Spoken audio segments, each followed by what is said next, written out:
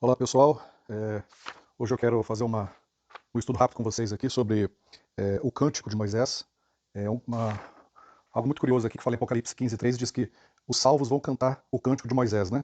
E está em Apocalipse 15:3 que diz: E cantavam o Cântico de Moisés, servo de Deus, e o Cântico do Cordeiro, dizendo: Grandes e maravilhosas são as suas obras, Senhor Deus Todo-Poderoso. Justos e verdadeiros são os teus caminhos, ó Rei dos Santos. Rei dos Santos, né? E o que poucos sabem é que Moisés tem, na verdade, mais de um canto. Ele tem dois cânticos, e um deles, que é o que Apocalipse está falando, que Apocalipse 15:3 está falando, está em Êxodo 15, que é Êxodo 15:1, que diz: Então cantou Moisés e os filhos de Israel esse cântico ao Senhor, e falaram dizendo: Cantarei ao Senhor, porque gloriosamente triunfou, lançou no mar o cavalo e o seu cavaleiro, e aí por diante. Mas também existe um outro cântico dele, que está em Deuteronômio 32. E eu queria dar uma olhada com vocês hoje, rapidinho, nesse capítulo, que eu achei muito interessante, que eu estava fazendo a meditação, o meu culto diário, matinal aqui, e eu dei uma analisada nesse capítulo, achei muito interessante.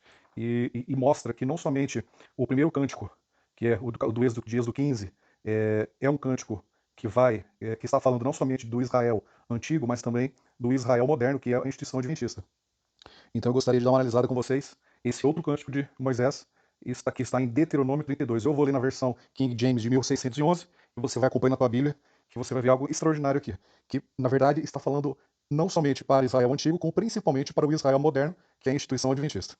Vejam só que interessante. No capítulo 32 de Deuteronômio, diz o seguinte: Ouve, ó céus, e falarei. Vamos seguir aqui antes, um pouquinho, mas no versículo anterior, você vai entender que é o Cântico de Moisés. Inclusive, na minha Bíblia está escrito aqui, o Cântico de Moisés, no versículo 30 do capítulo 38, diz: E Moisés falou aos ouvidos de toda a congregação de Israel as palavras deste cântico, até que se acabaram. E aí diz o seguinte, no capítulo 32, no versículo 1: Ouve, ó céus, e falarei, e ouve, ó terra, as palavras da minha boca. A minha doutrina gotejará como a chuva, a minha fala destilará como orvalho, como a garoa sobre a tenra erva e como as chuvas sobre a relva. Isso aqui eu achei muito interessante, porque se você começar a pensar, por que que ele colocou logo no começo usando esse termo, né, de chuva, doutrina, logo no começo do capítulo? Isso, para mim, isso fica muito claro com relação à chuva serôdia no final. Então, a chuva serôdia irá ser derramada sobre a terra, não somente para ajudar as pessoas a pregarem o evangelho, sendo inspiradas pelo Espírito Santo de Deus, aquelas que estão realmente se preparando, se preparando para cumprir essa obra, essa missão, mas ela está mostrando aqui também que a chuva é doutrina. Então, ele está mostrando aqui que quando a chuva serôdia cair, ela não vai só preparar as pessoas a levar o evangelho adiante o mais rápido possível, mas ela é também a doutrina. A chuva será a doutrina verdadeira que está sendo negligenciada hoje pela grande maioria dos membros e dos pastores hoje, de todas as instituições religiosas. Ela precisa ser pregada como a verdade presente. Então, a doutrina do sábado, a doutrina dos mortos. E, infelizmente, hoje não estamos fazendo isso, estamos fazendo, na verdade, um trabalho de social, né, que não é evangelístico, é um trabalho social, mascarado como evangelístico, e o que acontece é o resultado que a gente está tendo hoje em dia aí, que é o mundo entrando na igreja como nunca antes foi visto. Então vamos lá. Aí você tem todas as características aqui, né, do versículo 1 até o versículo, é, até o versículo 14, você vai vendo Deus elogiando, né, abençoando o povo, e aí chega no versículo 15 e fala assim, mas Jesurum engordou. Quem é Jesurum? Jesurum é uma palavra poética, um nome carinhoso que Deus dá para Israel. Então ele está falando na verdade aqui, mas Israel engordou e deu coices. Tu engordaste, tu te engrossaste, tu te cobriste de gordura, então ele abandonou o Deus que o criou e desprezou a rocha da tua salvação. Então ele está falando que aqui que Israel engordou, Israel ficou abastada de bens, feliz, né? Contente, só que daí o que ela começou a fazer? Começou a ficar rebelde, se rebelar, começou a dar coice. E começou a desprezar a rocha da sua salvação. Aí no versículo 16 diz: Eles provocaram ciúmes com deuses estranhos, com abominações, o provocaram a ira. Eles sacrificaram a demônios. Veja só a intensidade dessa rebelião, hein?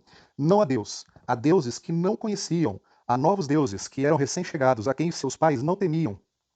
Da rocha que te gerou, te descuidaste e te esqueceste do Deus que te formou. E quando o Senhor viu isso, abominou-os por causa da provocação de seus filhos e de suas filhas. Olha a que ponto que chegou Israel moderno. Olha a que ponto que tinha chegado Israel antigo. Mas agora vamos focar e vamos fazer o paralelo com o Israel moderno, certo? Olha que interessante isso aqui, o nível de rebelião que já está. E aí no versículo 20, e ele disse, esconderei deles a minha face, e verei qual será o seu fim. porque eles são uma geração muito insubordinada, filhos em quem não existe fé. Olha que interessante isso aqui. E ele disse: esconderei deles a minha face. Deus está falando que escondeu a face de Israel moderno. Ele está falando que ele não olha mais por Israel moderno. E ele fala o seguinte: e verei qual será o seu fim. Ou seja, Deus está agora observando Israel moderno, distante de seus templos, distante de sua instituição, para ver aonde que eles vão parar com essa rebelião que eles estão tendo hoje. Aonde que eles vão? Aonde isso tudo vai levar eles. Certo? Então Deus está deixando bem claro isso aqui para Israel moderno. Porque eles são uma geração muito insubordinada. Veja que ele não fala geração insubordinada, ele fala geração muito insubordinada. Filhos em quem não existe fé. Filhos em quem não existe fé. Muito interessante isso aqui. Muito interessante. Porque a fé, ela não é somente eu acreditar em algo. Mas a fé é quando eu aprendo algo e coloco em prática ela. Isso é fé. E aqui Deus está mostrando que Israel moderno não coloca em prática nada do que aprende. Ou coloca em prática em parte daquilo que aprende. Certo? E por isso eles são classificados por Deus não possuindo fé. Eles me moveram para o ciúme do que não é Deus. Eles me provocaram a ira com as suas vaidades. E o que nós estamos vendo hoje no Israel moderno é vaidade. Muita vaidade. Certo? Tudo que eles fazem em cima de narcisismo, em cima de ter uma retribuição, de ter algo em troca, certo? Eu vou distribuir marmita, eu vou arrecadar alimentos para fazer cesta básica, eu vou fazer isso, eu vou fazer aquilo, mas é para que eu seja honrado, é para que a instituição seja honrada, certo? Nunca é para honrar o nome de Deus, nunca é para trazer as pessoas para Cristo, é somente visando a minha vaidade, os meus interesses, os interesses da corporação, entende? Então vamos lá, agora no versículo 23. Amontoarei males sobre eles, minhas setas gastarei sobre eles. Eles se consumirão com fome. E hoje nós estamos vendo exatamente isso. Inclusive, as profecias dizem que vai chegar uma hora em que os membros da instituição vão viajar de um lado e para o outro, procurando a palavra de Deus e não vão encontrar, irão passar fome, certo? E nós estamos vendo isso acontecer hoje. Hoje, se você vai em um templo da instituição de Israel moderno, você vai sair de lá não somente com fome, mas doente, certo? A fase de fome já passou. Ela está já entrando em uma fase de doença. Você entra hoje em um templo e você sai de lá sendo contaminado por doutrinas que não são bíblicas. São doutrinas humanistas, satanistas, que fazem você ficar doente. Se você coloca em prática aquilo que é ensinado lá, você, em muito em breve, você fica doente, espiritualmente falando. Ok? Então, muita atenção aonde você vai, não somente sozinho, mas com a sua família, principalmente os seus filhos, adolescentes, crianças, jovens, porque eles serão influenciados por uma doutrina doente. Certo? Então nós não estamos mais passando fome. Já passamos essa fase, agora nós estamos na fase pior, na fase onde você entra no templo e você sai de lá doente. Tá? Então vamos lá. Amontoarei males, eles se consumirão com fome e serão devorados com calor ardente e com amarga destruição. Também enviarei sobre eles os dentes de animais, com o veneno de serpentes do pó. Eu achei interessante porque aqui ele fala que e serão devorados com calor ardente. O que é esse calor ardente? Eu fiquei buscando, né, porque como que serão devorados por calor ardente? Isso com certeza tem a ver com o aspecto climático, claro, que a gente está vendo hoje, né? Eu nesse momento estou morrendo de calor aqui em casa, com uma semana que é uma das semanas mais quentes das últimas décadas, mas eu acredito que não é só isso. Existe um outro aspecto para esse calor aqui. E esse calor pode ser também um calor febril, um calor de doença. Essas pessoas estão doentes também fisicamente. Elas não estão só com fome, assim como eu disse. Elas já passaram dessa fase. Elas estão agora doentes, estão febris. Pode ser no aspecto espiritual, como também pode ser no aspecto físico. A pessoa não se alimenta bem, não faz a reforma de saúde, não sabe como se comportar no aspecto de saúde, come de qualquer coisa, acha que tudo é relativo, que Deus permite, que Deus abençoa, eu posso colocar qualquer coisa no meu corpo, vai dar tudo certo, porque Deus perdoa, Deus conhece as minhas limitações, e assim eles pensam. O problema é que quando a doença vem, quando eles ficam mal e são internados, chega ao ponto de ser internado no hospital, fica aquele monte de gente pedindo por essa pessoa orações, milagres de Deus, sendo que quando Deus fala para a pessoa, olha, não coma isso, viva desse jeito, siga esses conselhos que você vai ter saúde. E quando a pessoa relativiza tudo isso, quando a pessoa racionaliza tudo isso, quando a pessoa coloca Deus como se fosse um pai abobalhado que vai aceitar qualquer coisa que eu ofereça para ele, quando ela cai no erro merecidamente, aí depois agora ela começa a querer um milagre de Deus. E se não acontece esse milagre, a culpa é de quem? A culpa é sempre de Deus. Então você percebe como é que funciona a mente dessas pessoas doentes? Elas são rebeldes por natureza. Elas não querem mais se converter. O que elas querem é ficar em cima do muro, na beira do precipício. No máximo que ele pode ficar longe de Deus e próximo do mundo. Ele fica naquele meiozinho ali, sabe? Porque querendo tentar aproveitar os dois lados, sabe? Os prazeres do mundo, mas também a salvação de Deus. E isso não funciona assim. Então, aqui está falando do calor ardente. E vai também fazer o quê? Vai consumir com amarga destruição. Que destruição é essa? Em breve, eu tenho falado isso há muito tempo, em breve nós veremos a destruição do Israel moderno. Assim como aconteceu com o Israel antigo, nós veremos também Israel moderno sendo destruído por Deus. A única coisa que vai sobrar nesse mundo será a Igreja Adventista do Sétimo Dia. Não a instituição, a igreja. O que é a igreja? A igreja é um grupo de pessoas. E o Espírito de Profecia e a Palavra de Deus diz que o grupo é muito pequeno, é o remanescente. É um grupo muito pequeno de pessoas que são fiéis de verdade ao Senhor e estão esperando a sua volta. E irão fazer a sua parte muito em breve, quando a chuva serôdia cair, se eles já estiverem, claro, fazendo um trabalho hoje. Ok? Então, o que que é? A Igreja Adventista não é a instituição adventista. São duas coisas completamente diferentes uma da outra, certo? Então, Israel moderno, instituição adventista, certo? Será destruída. Não vai sobrar pedra sobre pedra. Você verá. Quem viver, verá. Também enviarei sobre eles os dentes dos animais. Eu achei interessante isso aqui. Dentes dos animais. Por quê? Por que dentes dos animais? Eu tenho comentado com a minha esposa, que eu tenho visto nesses últimos meses, os animais atacando as pessoas como nunca antes. Eu mesmo já fui várias vezes para os Estados Unidos, eu vi aquele, em Orlando, na Flórida, aquele monte de jacaré, de crocodilo ali, andando ali, né, no meio do povo lá. Algumas pessoas têm lagos dentro, em lagos no terreno deles, e nesses lagos tem ali o jacaré, o crocodilo, não sei o que tem lá nos Estados Unidos, mas tem ali, tá nadando, fica na terra. E eu ficava pensando, como que esses bichos não mordem esse povo, não atacam esse povo? E agora eu tô vendo um caso após o outro de bichos atacando seres humanos. Os animais saindo da mata, indo para cidades, atacando pessoas, atacando crianças, atacando animais domésticos. E eu achei interessante essa parte desse texto aqui falando sobre isso. Eu acredito que quando o Espírito Santo sai da Terra, do planeta Terra, e ele vai se desconectando do planeta Terra, ele não somente para de trabalhar na mente das pessoas, né, trabalhando para que eles tenham um comportamento um pouco mais celestial, um comportamento mais moral, mas também ele também começa a sair dos animais, do controle dos animais. A natureza começa a entrar em uma desordem, um caos muito grande. E eu acredito que esse texto venha falar sobre isso também. Também enviarei sobre eles os dentes dos animais e também o veneno de serpentes do pó. Eu fiquei pensando, serpentes do pó, isso é muito interessante, porque eu vi um documentário esses dias que falava que a picadinha que todo mundo recebeu, que essa picadinha ela continha o veneno de uma cobra-rei. E eu fiquei pensando, mas olha que interessante isso aqui, como o veneno de serpentes do pó. Aí no versículo 25, por fora a espada.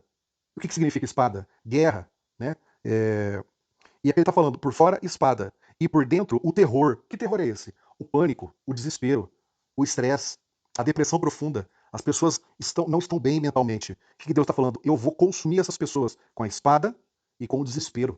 Nós estamos vendo agora as nações se reunindo em dois blocos. De um lado nós temos o BRICS, com os ditadores, e de outro lado nós temos a OTAN, né, com a suposta democracia. E nós estamos vendo que esses dois grupos estão se unindo para criar uma guerra a nível global. E a gente está vendo isso acontecer. E é muito interessante porque quando você começa a estudar a Bíblia, você percebe que toda vez que Deus quer destruir nações pagãs, nações rebeldes, que ele quer fazer um movimento em uma região ou no mundo, ele faz nações se reunirem para a guerra. Você pode perceber. Então a gente está vendo esses movimentos hoje e eu tenho certeza que isso são movimentos do tempo do fim. Em breve nós veremos Jesus voltar. Por fora a espada, por dentro o terror. Destruirão tanto ao jovem como à virgem, o bebê que mama e também o homem de cabelos grisalhos. Versículo 28. Porque eles são uma nação vazia de conselhos, nem há nenhum entendimento neles. Eu achei interessante isso aqui também. Essa semana eu vi um vídeo onde dois rapazes estavam supostamente pegando, né, em um local aí público, e aí veio um policial, né, estava ali uniformizado, né, aí ele veio com uma nota, se não me engano, de R$ 100 na mão. Aí ele falou assim, meu amigo, eu vou fazer uma pergunta para você. Se você conseguir acertar, eu te dou essa nota de R$ 100. Ele falou, tá bom. E ele com a Bíblia na mão. E ele falou assim, se você falar para mim quem são os 12 discípulos de Jesus, eu te dou essa nota de R$ 100. E aí o rapaz assim ficou sem saber o que falar, porque nitidamente ele não sabia, né? Aí ele falou assim, eu posso pedir ajuda pro meu amigo aqui, que tava, o outro amigo que tava com ele, com a Bíblia na mão também? E aí ele perguntou, claro que você pode, vai lá, fala. Aí o rapaz falou assim, todo orgulhoso, né? Eu sou adventista do sétimo dia e eu sei isso que eu vou falar. Aí ele falou, tá bom. Aí ele falou, os 12 discípulos de Jesus Lucas, Marcos, ou seja, os dois primeiros discípulos, supostamente discípulos, que ele falou, não eram discípulos. E ele foi corrigido imediatamente por aquele policial que estava segurando a nota de R$ 100. Aí eu fiquei pensando, misericórdia, Senhor. Eu vou ser sincero para vocês. Se você me pegar no meio da rua e me perguntar quem são os 12 discípulos de Jesus, eu não vou saber te responder. Até porque, para mim hoje, isso não é relevante. Eu entendo que ali ele foi emboscado por alguém para conseguir views no TikTok, certo? E no caso foi aquele policial. Mas o que me impressionou mais foi o fato daquele rapaz que diz ser adventista do sétimo dia, todo orgulhoso, encher a boca para falar que é adventista e arrogantemente tentar falar algo que ele nitidamente não tem noção nenhuma do que ele está falando. Então você percebe que as pessoas estão fazendo um trabalho de Deus despreparadas. Pessoas que não têm nenhuma sabedoria que vem do céu. Uma pessoa que não sai de casa, ou que tenha orado, que se mantém em comunhão com Deus, ele não pode falar de Deus para ninguém. Porque ele não está sendo inspirado por Deus, ele está sendo inspirado por si mesmo, ele está sendo inspirado por sua arrogância. Certo? Agora eu fiquei pensando o que seria o correto falar naquele momento, né? Porque se eu tivesse no lugar dele, o que eu deveria falar? O que eu falaria? Eu vou falar para você o que eu falaria. Eu não saberia dizer quem são os 12 discípulos. Você saberia? Eu estou sendo aqui sincero para você. Eu poderia falar que eu saberia, não sei. Certo? São 12 discípulos lá, teria que estudar um pouco mais. Mas para mim não é relevante. Hoje, para mim não é relevante. Mas o que eu deveria ter falado? O que eu deveria ter feito? Uma pessoa com sabedoria que vem do céu, uma pessoa que tem entendimento, que tenha comunhão com Deus, que queira realmente salvar as vidas, que esteja preparado pelas oportunidades que Deus apresenta para ele. O que ele deveria ter falado? Ele deveria ter falado assim, ó, meu amigo, primeiramente, pega esse dinheiro aí, ó, dobra e coloca na tua carteira. Eu não quero esse dinheiro, eu não preciso dele, certo? Você sendo cristão, para mim, já é um privilégio conversar com você. Para começar, eu deveria ter falado isso. E em segundo lugar, eu vou fazer o seguinte. Antes de eu responder para você quais são os 12 discípulos de Jesus, eu gostaria que você me respondesse algo. Quais são os 10 mandamentos? Você sabe? Se você me responder quais são os 10 mandamentos, eu vou responder para você quais são os 12 discípulos de Jesus. Você entende como é que funciona a dinâmica de uma pessoa que está falando com Deus, falando de Deus, principalmente em local público, com sabedoria, e uma pessoa que está fazendo sem sabedoria, sem oração, sem comunhão, querendo só aparecer? Você percebe a diferença? A diferença é essa. A diferença é que quando você fala com alguém, você está na humildade que o Espírito Santo te coloca. Você sabe o que falar no momento correto, certo? E é isso que aconteceu e é isso que a Bíblia está falando aqui para nós hoje, ó, porque eles são uma nação vazia de conselhos e nem há nenhum entendimento neles. Não existe. Hoje você entra numa igreja adventista, uma igreja não, num templo adventista, e você pergunta para alguém lá, vamos lá, pergunta uma coisa simples. Uma coisa simples. Pergunta quais são os 10 mandamentos. Pergunta para uma pessoa quais são os 10 mandamentos e fala para mim quais são os 10 mandamentos. E você vai ter uma surpresa. Você vai ter uma surpresa. Uma pessoa hoje chega num templo hoje, para conversar com um suposto pastor ou com um suposto ancião, senta com ele, fala, pedindo conselho sobre casamento, sobre fidelidade, sobre largar das drogas, sobre ir para o campo, sobre se deve guardar o sábado, porque o chefe dele está querendo mandar ele embora se ele não guardar o sábado. Amigo, você vai ter uma surpresa terrível de que tipo de conselho esse suposto pastor e esse suposto ancião irá dar para esse rapaz, para essa pessoa. Você vai ficar impressionado com as maluquices diabólicas que esse povo está ensinando. Eles não têm mais capacidade, não têm mais capacidade espiritual e de sabedoria que vem do céu para dar conselhos a ninguém. Eles mesmos não vivem o cristianismo correto. Como que você pode esperar que eles ensinem algo que é de Deus para essas pessoas? Não vai ter como, não tem como, certo? Então vamos continuar aqui para não ficar muito longo isso. Ó, isso aqui é o versículo 29 agora. Ó, se fossem sábios, para que entendessem isso, para que considerassem o seu fim, como poderia um só perseguir 1000 e 2 colocarem 10.000 em fuga, exceto se a sua rocha o estivesse vendido e o Senhor os tivesse encerrado? Meu amigo, eu achei muito interessante também esse versículo. Como poderia uma pessoa só, perseguir a 1000 e 2 colocarem 10.000 em fuga, exceto se a sua rocha os tivesse vendido e o Senhor os tivesse encerrado?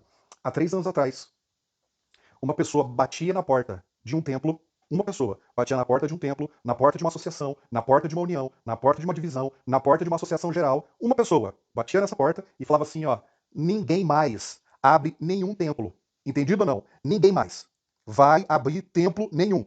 Se abrir, vai ser multado. Entendeu a situação?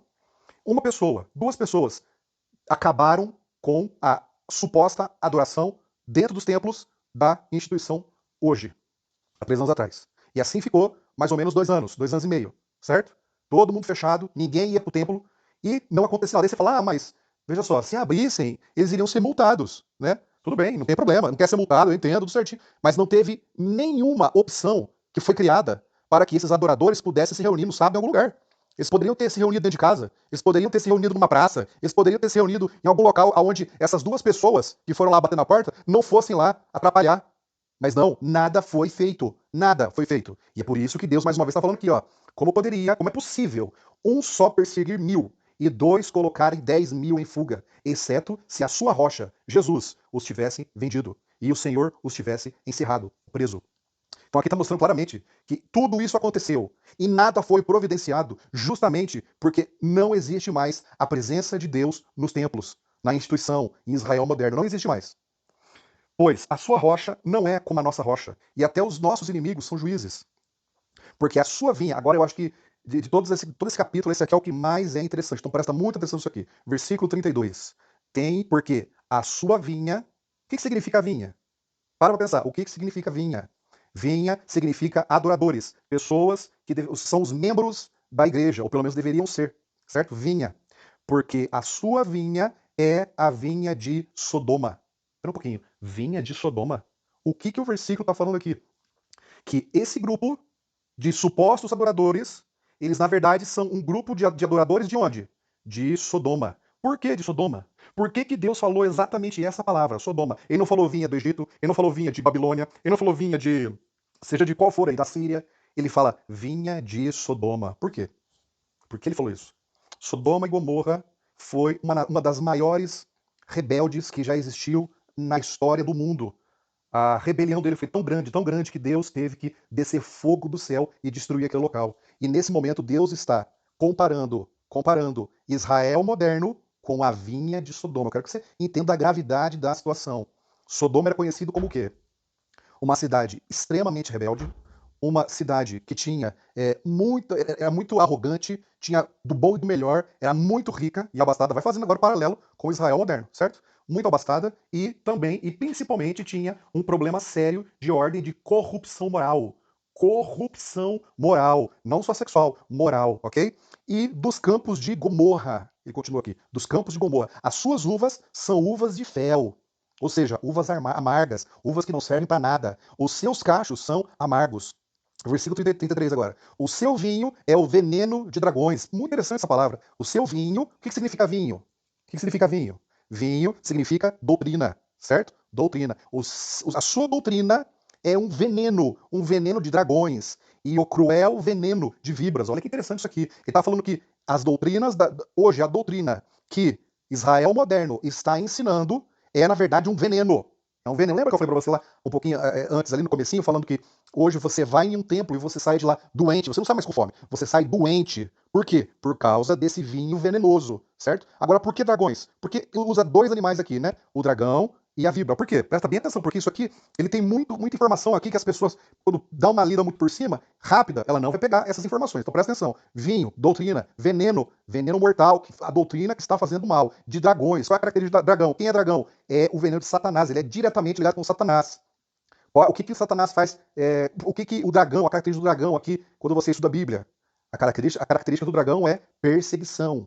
Toda vez que você vê ali a característica do dragão, e o dragão se irou com a mulher e perseguiu-a. Lembra?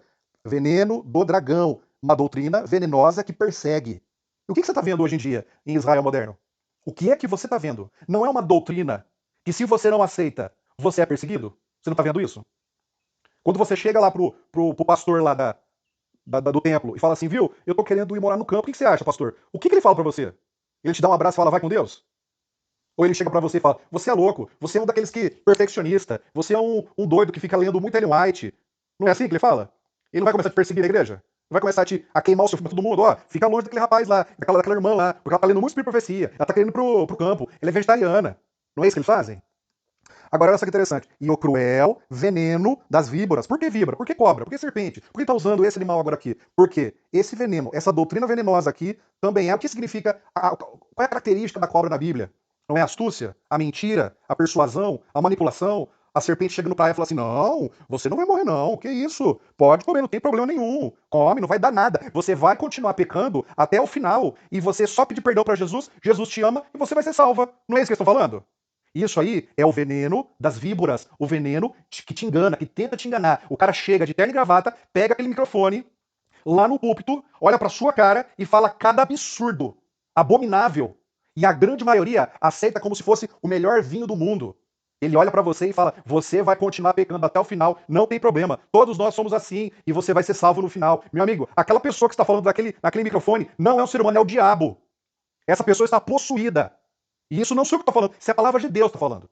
Você pega na Bíblia uma pessoa que fala contra, se essa pessoa fala algo que não está na Bíblia, que manipula a Bíblia, essa pessoa não está bem da cabeça. Ela está possuída por Satanás. Quem fala mentira é o diabo. Se esse pastor falou para você coisas desse tipo, foge pela sua vida. Foge pela sua vida. Versículo 33 está falando: o seu vinho é o veneno de dragões e o cruel veneno das víboras. E agora vamos ali para o versículo 34. Não está isto armazenado comigo e selado entre os meus tesouros? A mim pertence a vingança e a recompensa. O seu pé deslizará no devido tempo. Olha que coisa maravilhosa. Eu tenho sede de justiça, meu amigo. Eu tenho sede de justiça. Eu falo para minha esposa toda hora: olha, não tem coisa melhor do que ver a justiça sendo feita.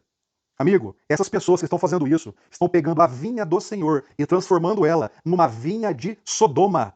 Eles irão pagar muito caro por isso. E aqui o texto está sendo bem claro sobre isso. Ele está falando: a mim pertence a vingança. Quem irá nos vingar? Quem irá vingar a igreja adventista do sétimo dia será o Senhor. E nós precisamos somente fazer a nossa parte, falando a verdade para todos que quiserem ouvir, porque no final, quem vai fazer justiça por nós é Deus. Não discuta com o pastor, não discuta com o membro papagaio, não discuta com ninguém. Fale a verdade. Se ele não quer ouvir, é o problema dele. Você plantou a semente do bem, você plantou a semente do evangelho. Se o terreno for fértil no coração e na mente dele, ele vai crescer, vai se converter, vai abrir os olhos e vai voltar aos caminhos do Senhor. Se ele não fizer isso, isso é um problema dele. É um problema dele com Deus. Vira as costas, vai embora e continue orando, meu amigo, tá? Porque a vingança pertence ao Senhor e a recompensa também.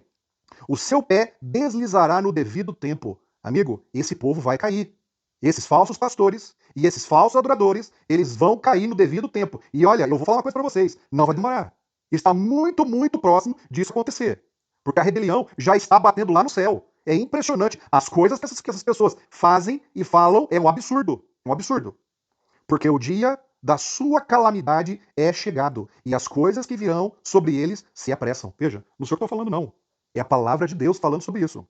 O versículo 39 diz: Vede agora que eu sou Ele, e não há nenhum Deus comigo. Eu mato e eu faço viver. Eu firo e eu saro. Tampouco existe alguém que possa escapar da minha mão. Amigo, tenha certeza, a certeza, de que tudo aquilo que as pessoas estão sofrendo hoje em Israel moderno, elas serão vingadas por Deus. Será feita justiça. Então, não tenha medo, não fique triste. Tudo isso foi profetizado. Então faça a sua parte. Deus irá fazer a dele. Fique em paz. É, faça o seu culto na sua casa. Ou ajunte um grupo de pessoas. Faça uma igreja na sua casa. Estude a Bíblia. Louve de verdade. Faça uma reforma na sua vida. Uma reforma de saúde. Faça uma reforma espiritual. Santifique você e a sua família. Porque muito em breve as pragas virão. Muito em breve o Senhor vai trazer para esse mundo a lei dominical, para que dois grupos sejam bem divididos, o grupo da verdade e o grupo que segue a mentira. Então se prepare para fazer a sua parte, porque em breve nós iremos embora para casa, tá bom? Que Deus abençoe você, a sua família e tenha um ótimo dia.